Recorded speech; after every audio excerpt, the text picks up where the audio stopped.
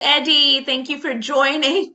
I'm You back. gotta love all of this technology, Here we right? go. Right? Yeah, I'm new to this thing.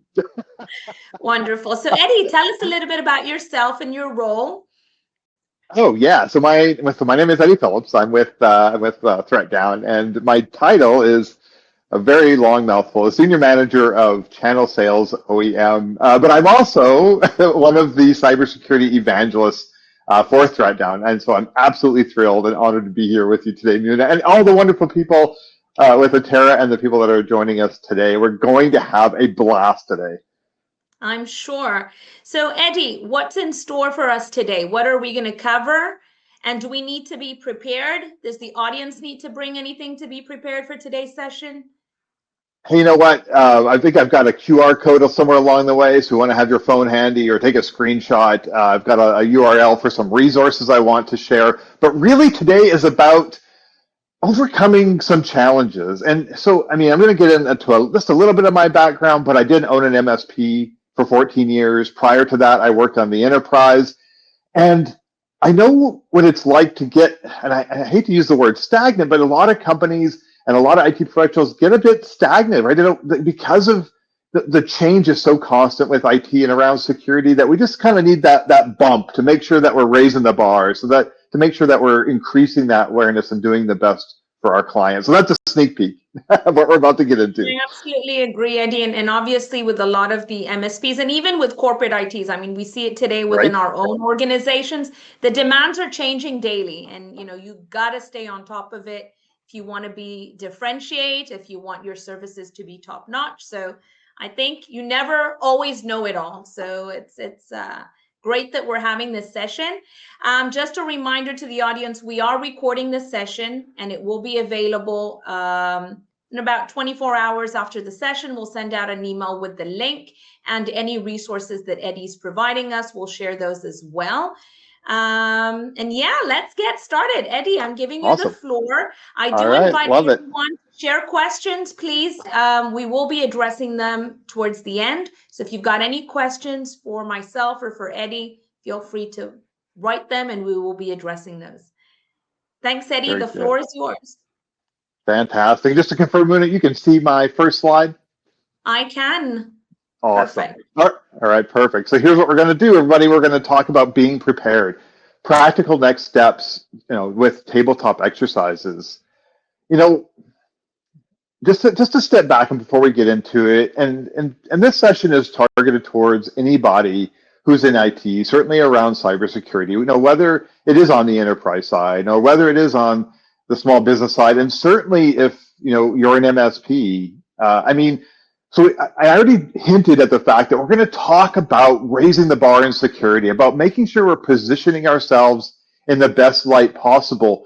But let's be honest, we also want to grow our business. So you're going to notice something as we talk about this is a lot of the talk around being prepared, around preparedness, around tabletop exercise is going to be increasing services, right? So it doesn't fall short on me, and it shouldn't fall short on you that talking about the things we're going to talk about today, putting your clients in the position that we're going to be putting them in so that they have to address the current cybersecurity crisis is going to force them to invest in bigger and better solutions. So let me start off with a story. I'm going to give you a little bit of it now. We're going to finish it as it becomes relevant throughout this presentation. So I mentioned I owned an MSP for 14 years, actually 2 MSPs. I sold my latest MSP in 2022. But prior to that, we used to leverage tabletop exercises quite a bit. In fact, some of the clients were so enamored with tabletop exercises that we were able to introduce better and better scenarios, right down to being able to do disaster simulations. And let me tell you about this one client, just to kind of get us going. So we had a client that was a manufacturer, and they were really concerned about the stability of their enterprise, of their environment. They were really concerned about what would happen because of some of the education that we were doing, and because we were leveraging the techniques I'm going to talk to you about today. We ended up doing a disaster simulation, and what we decided to do was simulate a server outage. whether it be ransomware or whether it be hardware failure, but it was a disaster nonetheless. And so we decided that on a Friday morning, we spoke with leadership, we planned it out, we would shut down the server and just let it play out. So on a Friday morning, we did exactly that, remoted in, shut down their server. Their staff came in to find that they couldn't get to their applications. This is an on-prem environment, and they couldn't get to their applications, they couldn't function, so they called in a ticket. And so we reacted, and our team reacted as if the server was down, and we went through our incident response plan, which we're going to talk a little about those today too. And we did what we needed to do. We had a backup disaster recovery system where we could virtualize the server had it gone down, and so we did that. And by the end of the process, by the time we get the server back up and everybody connected to the new instance, it took 6 to 8 hours. And something really interesting happened. After we had that incident, we had a lessons learned meeting the next week, and we sat down with the business owners, and they were actually a little bit upset. And they were upset because they didn't feel they could be down as long as we were during that simulation. And here's the interesting part, is that it wasn't because we didn't communicate it. It wasn't because we didn't ask what they thought their requirements were. It was because the reality of it didn't match up with their imagination around it. And so what happened was it drove towards change. It put them in a situation where they had to actually think about what was happening. And so that's what we're going to drive towards today. We're going to drive towards eliciting that emotional response, because it is emotional, right? When your business is down and you can't send out an invoice, or you can't receive invoices, or you can't pay your staff, and a disaster is actually happening in real time, it does become emotional.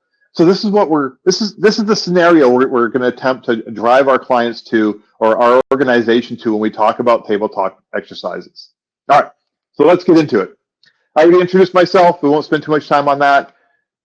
But today we're going to talk about tabletop exercises. We're going to talk about preparing, educating, and ultimately selling or introducing new solutions. And then we're going to talk about that, how that feeds into your security roadmap so that you can communicate and show value. All right, let's go. We got a lot of cover here, not a whole lot of time. So what is a tabletop exercise? If you're not familiar with what a tabletop exercise is, essentially it's a cyber crisis rehearsal, right? It's putting people in a situation where they have to, face a crisis. Did you know that, when you imagine something versus something actually happening in your life, your body and your brain responds in the exact same way. If you're walking down a street at nighttime and there's a dark alley and that you have to go down that dark alley, and your imagination begins to run rampant. If you think there might be a mugger down that alleyway, even though there probably isn't, but if your mind runs away, your body begins to respond, right? The adrenaline starts to flow. Your blood flows to your extremities in order so that you can do the fight or flight. Even though nothing's actually happened, you haven't seen anybody or had an interaction, but if your brain puts yourself in a particular situation, you're going to respond. And so this is what we're looking at when it comes to tabletop exercises. It looks at putting everybody in this situation where they have to respond, where they have to think through the process so that they know what to do when the actual event happens. And so it's essentially a role-playing game. The cool thing about, I'm a Gen Xer, and so when I was growing up, I played a lot of role-playing games, or whether it was Dungeons and Dragons or whatever is out there. I'm sure a lot of you can relate. And so this is essentially what we're doing. It's a role-playing game around a cybersecurity incident. And what it does is it provides a communication check and planned troubleshooting.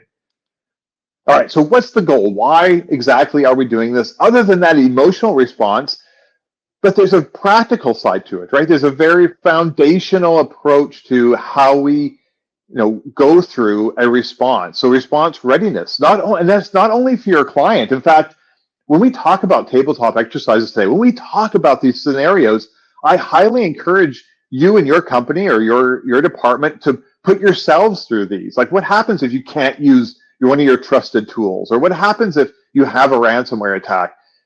Begin to put yourself so that you know how to respond within your close circle, whether it be your MSP or your department, and then begin to reach out and talk to the departments.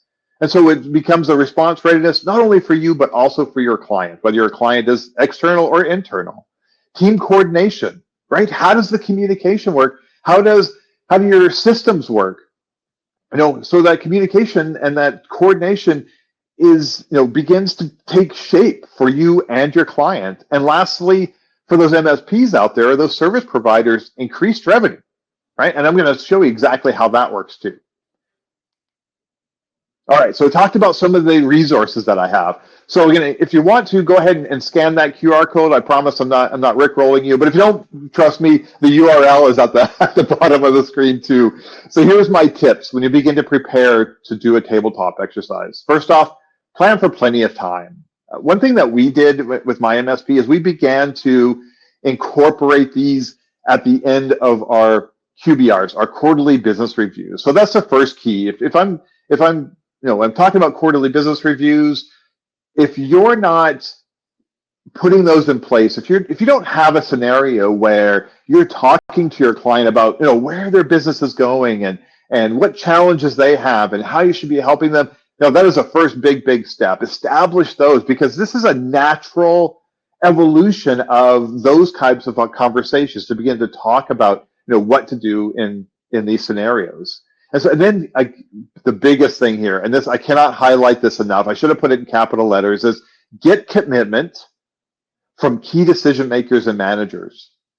Like at the end of the day, if you're going to go through all of this trouble, you're going to prepare for this, you're going to do the exercises on your own, and you're going to start to involve your client, you need somebody who can make decisions. You need somebody who's going to feel that pain if that client's revenue is interrupted, if that client's ability to do their business is interrupted. You want somebody who it's going to impact and can make the decisions to make it better.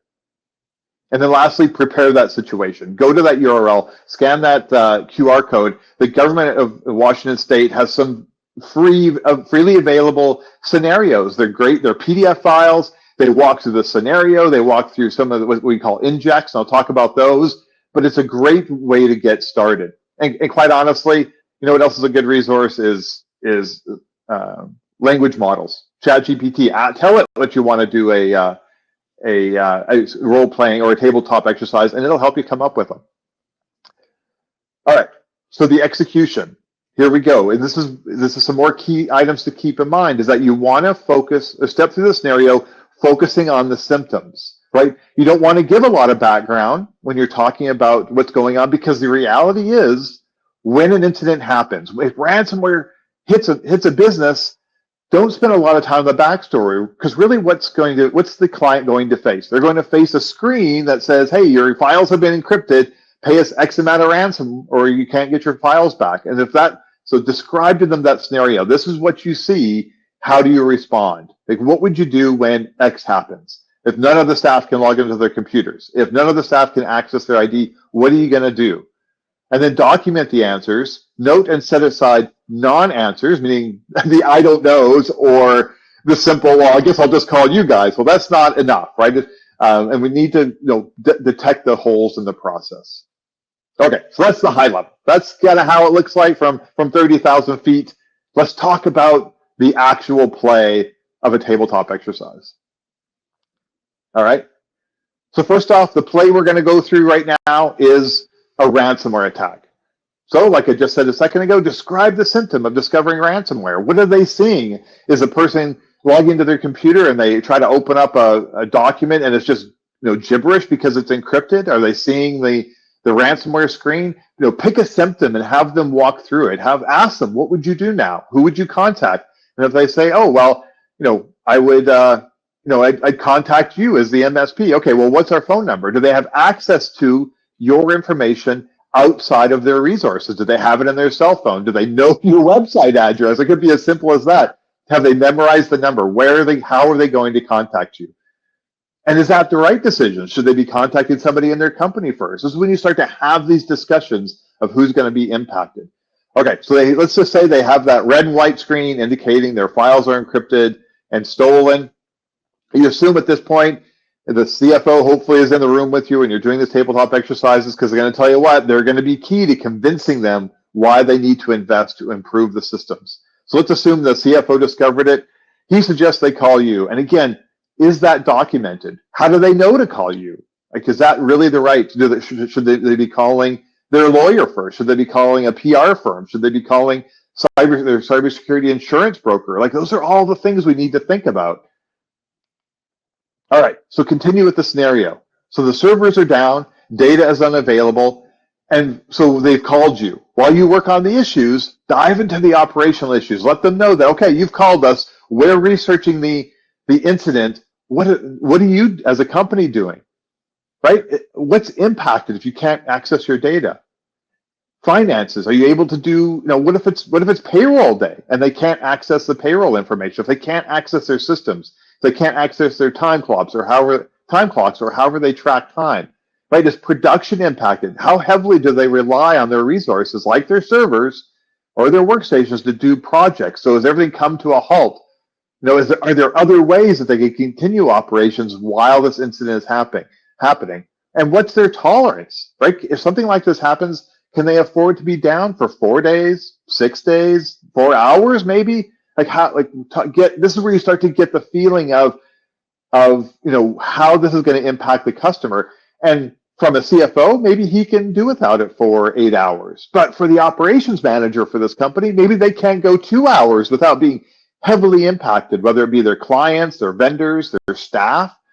And this is where that emotional response I talked about earlier, right? We're putting these people under the gun. Now they actually have to answer the questions, right? They can no longer just shuffle it off as, we'll just cross that bridge when we get to it. That's not sufficient. When you start to talk about the impacts of a business and their clients and their vendors and their staff, right? It becomes real. Okay, so continue with the scenario, right? So when they begin to say, okay, well, we're going to, we can operate in operations because we have paper copies. Okay, well, who's getting the paper copies? Who's making sure those are available, right? How do you know that's the right step? What's the communication look like? If they can't use let's say they can't use Teams to communicate, do they have another method? Like, do they have each other's phone numbers on text? Do they have somebody who can, deliver messages within the company? What actions, what other tools need to be put in place in order to face off against, this event? And lastly, is it documented and is it offline? It's no good if their processes and their incident responses is just a Word doc on their server and they get hit by ransomware. So these are the things that you really get to, grill your client or your operations a little bit to make sure that, they really can respond in this sort of scenario. And the other cool thing you get to do is you get to perform injects. Remember, you're the game master. You get to put the client in a situation where they have to actually face up against maybe some of the decisions they've made in the past, right? Maybe you've got a client. I sure hope this isn't the case, but I know when I had my MSP, we even had clients push back against multi-factor authentication. Like, it is a no-brainer, right? Everybody needs to have multi-factor authentication.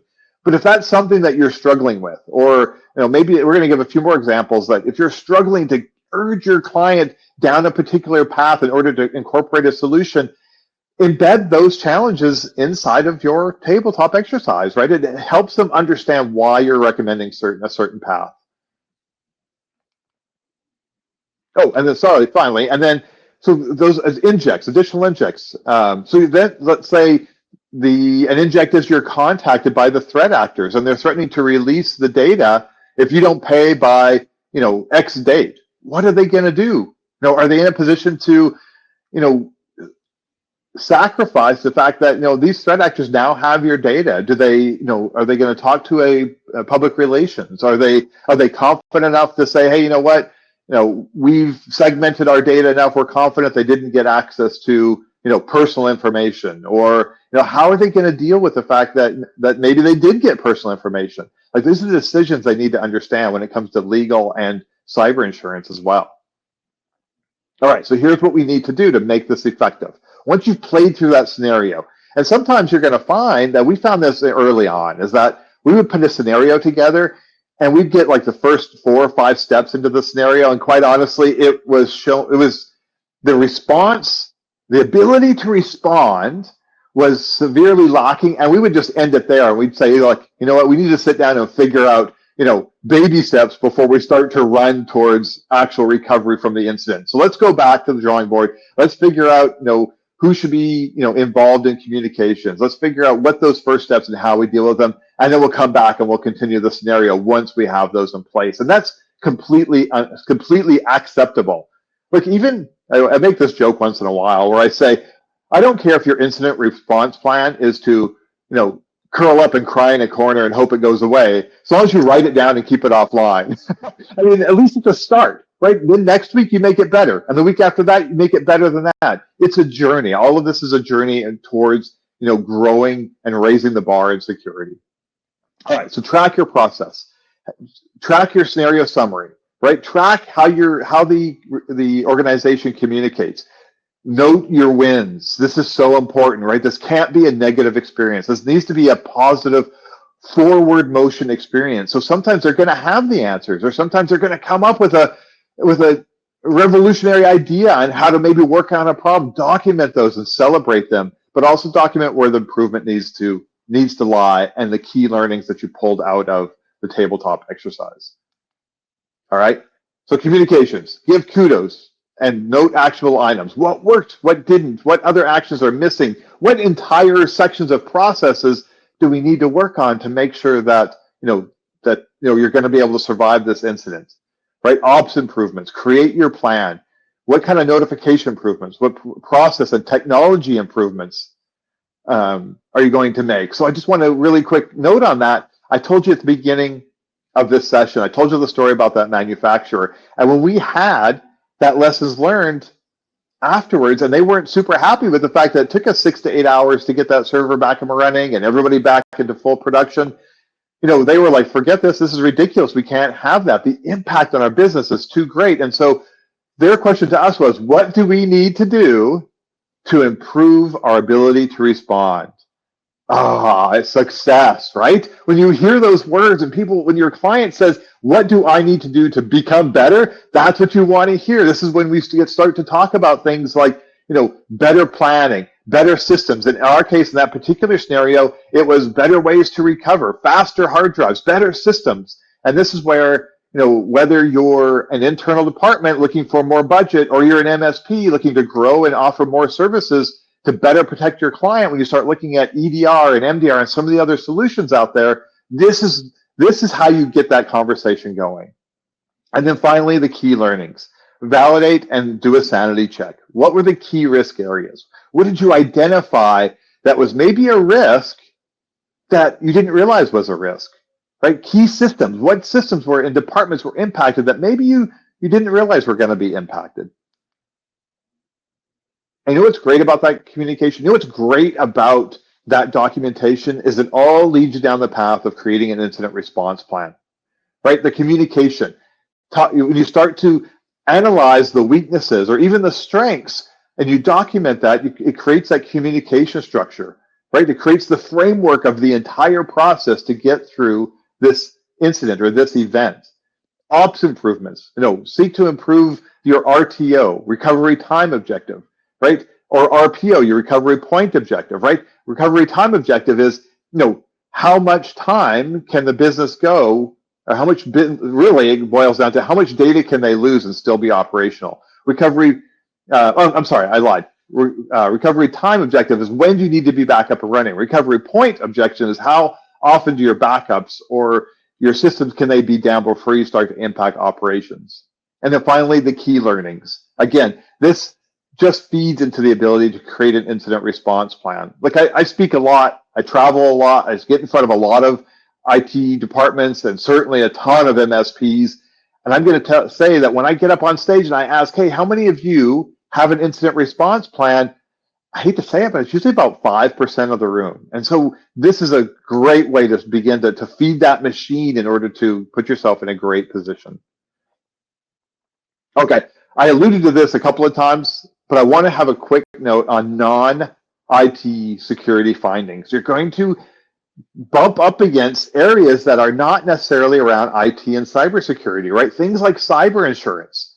Who are the contacts? What are the guidelines? When does your cybersecurity insurance require you to contact them? Do they have resources like an incident response team or a forensics team that needs to get involved to make sure they're covered? Right? What about public relations? What happens if you decide not to pay the ransom and you're going to lean into your recovery systems? And, what do you tell your clients? What do you tell the press when, the threat actors announce that they're going to release your data? Like, be ready for those kinds of things. And finally, and again, law. What legal requirements does your organization have? A lot of organizations, certainly in both in EMEA, both in Europe and in the U.S. and North America, there are requirements depending on your vertical and what you have to do when you have an event. And then HR, how are you contacting people? What are the impacts to them, right? And at the end of the day, how are you communicating and how are you building up and structuring your team so that they can survive through this incident or this event? Okay, here's what I want to lean into. I know, I get it. I've been in your shoes. I've seen over the last 15 years how things have evolved so quickly. 15 years ago, IT and cybersecurity challenges were a sliver of what they are today, with the migration to the cloud, with the advent of everything from SD-WAN to EDR solutions to hybrid solutions to working from home because of COVID. There are so many threats out there that it becomes overwhelming, A, to understand them all, A, to be able to tackle them, but then B, you have to pivot towards your organization or your client to help them explain the ROI, the return on investment. And so when you start to think up, when you start to approach these tabletop exercises, I want you to keep in mind what you're after. If you're struggling to sell, for example, MDR to your clients or push it within your organization, I want you to create a tabletop exercise that shows the value of your managed detection and response. An attack that happens after hours or 3 a.m. on Christmas Day. Who's going to tackle that? Who's going to help that organization make sure they aren't severely impacted? DNS filtering. Maybe a user visits a malicious websites through a phishing or malvertising and they get impacted, right? So these are leading them down the path to understand why there's solutions like DNS filtering, right? And there's so many others. And if you're looking to leverage and build that roadmap and actually flesh out and become a reality, talk to Atera, talk to some of the solutions that they've got out there for you. If you haven't spent more time investigating the solutions out there that are out there, if you haven't spent enough time to begin to raise the bar, talk to Atera, talk to your rep, make sure that you are building a holistic, comprehensive solution. And this is your ticket. This is your methodology in order to introduce this to your clients. Okay, now what? What do you do? As soon as you get off this webinar, what do you do next? First off, plan and execute your own internal tabletop exercise. I want you to talk to ChatGPT. I want you to go to that website I gave you earlier, pull down one of those scenarios and walk it through within your internal department or your internal MSP. And determine how you would respond. Be ready for those answers when the client says, when you walk them through that scenario, what are you guys doing now? Oh, well, here's our internal incident response plan. This is what we're doing in the background. You tell us how you're being impacted, right? The idea is to progress your client's knowledge. Introduce the idea and the expectations and the goals in your next QBR. If you're not doing QBRs, if you're not doing quarterly business reviews, schedule one today, right? Schedule, get it on the calendar. Begin to talk about your client's challenges and begin to introduce the idea of tabletop exercises. And lastly, schedule and execute. You will not be sorry. Look, if you're looking for a way to grow, if you're looking for a way to introduce new solutions, again, tabletop exercises is the way to go.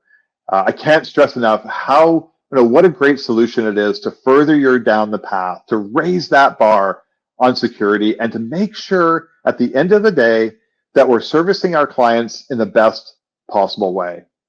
All right, that sums up my tabletop exercise summary. I hope you got some value out of it. Have we gotten any questions? So I don't see any questions come in just yet, but so I do invite the audience. Please, if you've got any questions for Eddie, feel free to type those in the Q&A chat bot. First of all, Eddie, this was great. I think very informative, very practical, with a lot of insight. Thank you for sharing the QR code and data. I will ask, I may have missed it, based on your recommendation, how often should you do tabletop exercises with a given client or within your organization? Yeah, so that's a super question. And what we found in the beginning is it was it was a bit of a tough slog, because you're going to find when you start doing these, is that there's going to be a lot of work. Like, that's going to end up happening, a lot of communication. So my suggestion is, I would say once per year. But here's what's going to happen. You're going to schedule that first one. Like, let's say you schedule your first one for next month. Keep it as nice, simple scenario. And when you go through that, what's going to happen is you're probably going to run into a roadblock or two, or it's going to take some time to introduce. And what's going to happen about is there's going to be some deliverables, right? So don't be upset if the first one only takes 20, 30 minutes, because you run into some areas where the client simply says, you know what, I don't know. We need to figure that out, or we need to get back to you. And then put it on pause. When you have your next quarterly meeting, bring it up again. See if you can progress it. And then what's going to happen is, as you get better with it, you'll probably start to have them once, maybe twice a year as you work through different scenarios. But it's going to get easier. Your clients are going to embrace cybersecurity more and more, because they're going to understand that ROI. Wonderful. There is a question here. What would be the best way to set up such a tabletop exercise? Oh, yeah. So, okay, well, I can get a lot of what you talked about, but if we can summarize it, yeah. Yeah, 100%. First off, download one of those scenarios that I talked about. Understand it fairly thoroughly. Tweak it however you feel you need to tweak it in order to best suit your client. But make it simple. So I would say that those first steps would be, again, to introduce it to your client. Give them the why. Say, hey, look, you know what? We're really concerned about X scenario, whatever it may be. Maybe it's ransomware, or maybe it's business email compromise. I would like to walk through a scenario to make sure that we're ready, in case this happens. So those are the great ways to get it started. And then as far as documentation, again, have a look at those templates. They're already laid out in such a great fashion. Use that same type of approach to get you started. It really is a lot. Getting started with tabletop exercise is really a lot simpler than you might think it is once you really get into it. And do you recommend charging for performing such tabletop exercise? So here's what we did. As part of when we sold our backup and disaster recovery solutions, we incorporated that cost inside of there. I've never been a big fan. There's a lot of value here, so I guess it really depends on how your contracts are structured. We always structured our contracts to include that type of thing. So I think it really depends on how you're set up as an MSP and the type of service that you're doing. I'm going to say the return on your investment, the time that you put into it, does pay back in dividends, right? If you can get your client to invest in it, invest the time into it, you're going to see a return. That being said, if they don't pay for it up front, then there might be a lack of perceived value. So I would say a nominal fee to get them interested, because your real payoff at the end of the day is going to be, having them embrace the ideas around cybersecurity, if that makes sense. Perfect. Yes. And that gets me to the next question. Is business continuity plan part of these post-tabletop exercise? Oh, yeah, for sure. And, it's funny what you discover through a tabletop exercise. You're going to get some business continuity planning, which is less cybersecurity and more overall, like especially if you do a disaster where, so I'm in Tampa right now, so off the top of my head, I'm thinking about hurricane. So if you get hit by a hurricane and it impacts your business, what are the steps to get around that? As you start to talk about business continuity, do they need a warm site, right? Do they need what actions do they need to take? And you're going to find that if you can get the buy-in from a company, it will change the culture of the way that they think about dealing with disasters. So 100%, it does feed into that. There's a question here from Philip regarding would a tabletop exercise work for, let's say, a phishing test? Or is there different recommendations for that? Oh, so there's all sorts of tools out there. But I suppose, the phishing, so there's phishing simulations, which I'm assuming is what Philip's alluding to. Mm-hmm. Phishing simulations are a tool. Is it the end all be all? I don't personally think so. I think it's just a one one piece that you can use. But maybe, just maybe, if you're struggling, let's say you are using phishing simulations and you're finding that, maybe the company continuously fails, or you've got some people in the organization that continuously struggle with, paying enough attention, or, so sometimes to get them buy-in, if you include these in their tabletop exercises and make the exercise, hey, you know what, one of your staff fell for a phishing attempt. They went to a malicious website and ended up getting, a keylogger, and then their social media accounts got compromised. If they begin to understand, how falling for phishing can impact the entire company, well, guess what? That's going to get their attention. It's going to, again, change that culture of the way they look at security. Okay. Katie asks, who should be included in tabletop exercises? Who are the personnel or personas you should be pulling into this? Yeah, so, it can vary a little bit based on the scenario, but typically we always did our primary contact at the organization. We always did the CFO because they hold the purse strings, right? We need them to have their eyes open when we start to talk about business impacts and revenue impacts, right? And suddenly, they get pretty passionate about it when you tell them they can't receive an invoice or they can't send an invoice.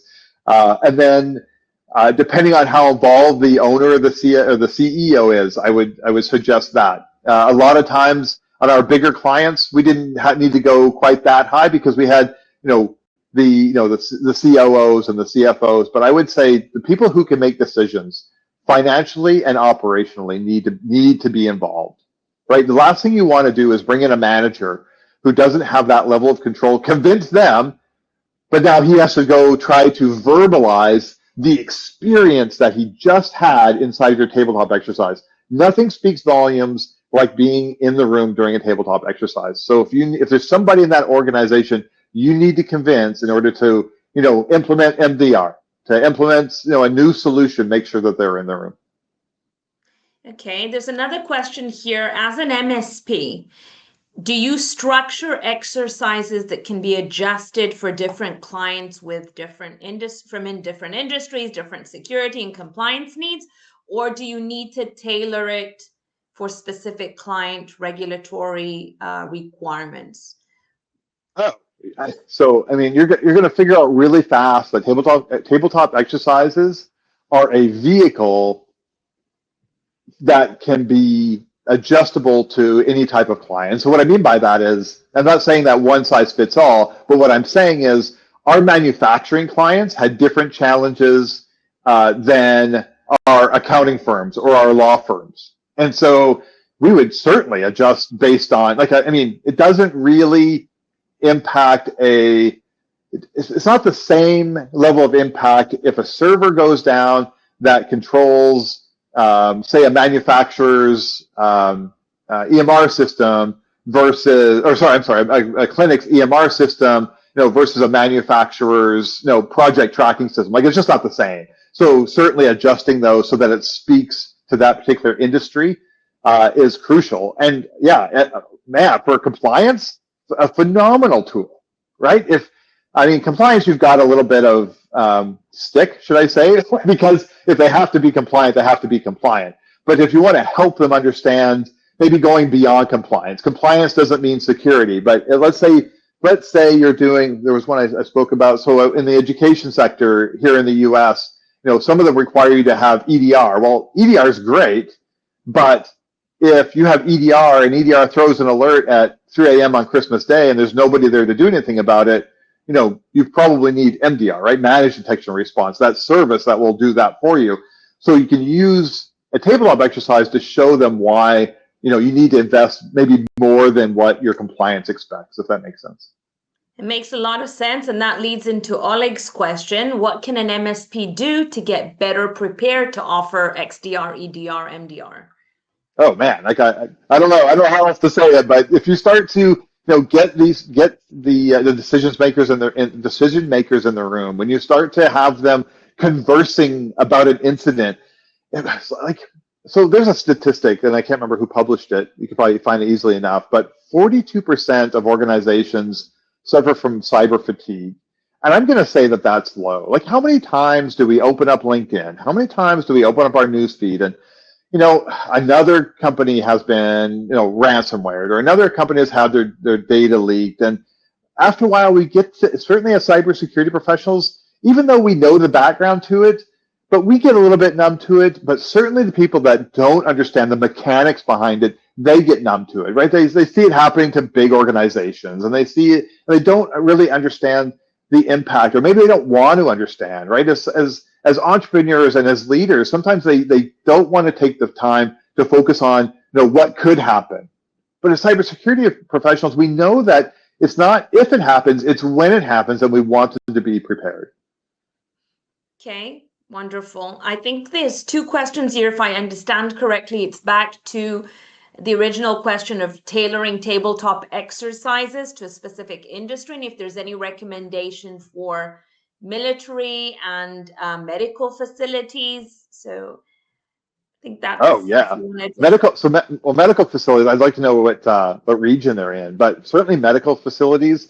Yeah, certainly. Like I mean, especially going back to compliance. So most medical industries nowadays, you have to have a certain level of compliance, right? You have to have certain tools in place. But again, modifying those to say, okay, great. So you've put in, X amount of security around your compliance. So again, let's say you've put in EDR, but something gets past the EDR, or no one was there to pay attention to it or to act on it, and they steal that medical data. Well, now what? Right? What are the reporting requirements? What does insurance say? What are the impacts? What kind of public relations? Like, this is really going to start to flesh it out. So I think building upon the industry itself. It's not hard, especially if you're already working with these clients, to understand what their challenges are. And so a lot of times, as security professionals and IT professionals, we see it from a vantage point that they don't necessarily do that. So modifying, put them in that scenario, right? Put them in the situation where they are feeling the pain of, well, what happens just because they're compliant? What happens if that threat or that event goes beyond what their compliance requirements is able to protect against, right? So you know your clients better than anybody. You know that there's areas that keep you up in the middle of the night, right? I mean, as a previous MSP owner, I knew that there were clients that were a challenge, right? Before we started doing these tabletop exercises to magnify, the areas I really wanted them to excel in, it would keep me up at night. Like I would be worried about like something happening in the middle of the night, or not having a proper disaster recovery system. Like, those are the areas that you already know, that you're already facing up against, that you can use the table exercise again as a vehicle to communicate those. Wonderful. So I think if we are to summarize, at least from my perspective, we're looking at it on the one hand, it's being prepared, both you as an MSP and you as a client, and easily highlighting the areas where there are gaps. And if we look at the gaps, it's an opportunity. It's both an opportunity to upsell, where we can upsell certain services in order to give that client or the business the confidence that we are ready to meet, so if we are to meet such an incident. But it's also an opportunity to keep the organization in a state of, we need to stay always on top of what's happening. And what we assume we know is only validated when we test it. And normally nobody wants to test those areas where you have that confidence of, somebody will know how to fix it. But you know what? That somebody was counting on you to do it. So let's test and validate. This has been a really, really informative session. Eddie, do you want to provide any final words to our audience? I think, take those practical steps I had on the last slide and do them today. If you're looking at not being average anymore, if you've been stuck in a rut and if you've backed away from pushing your clients or your organization towards new security solutions, new ways of doing things, new ways of thinking about the realities of today, tabletop exercises are the vehicle that you need to implement. So start today. Call your client. Call your CEO. If you're an IT department, get things rolling. Like the sooner the better. I cannot stress what a game changer it was for my organization. Wonderful. Eddie, thank you so much for sharing the insights, for giving us those amazing tips. I did share the link URL in the chat, and we will also add it into the email. Thank you so much. Thank you to our amazing audience for the questions. And again, we hope to see you on a future Spotlight on Partners webinar. Thanks Thanks a lot, everybody. Thank you.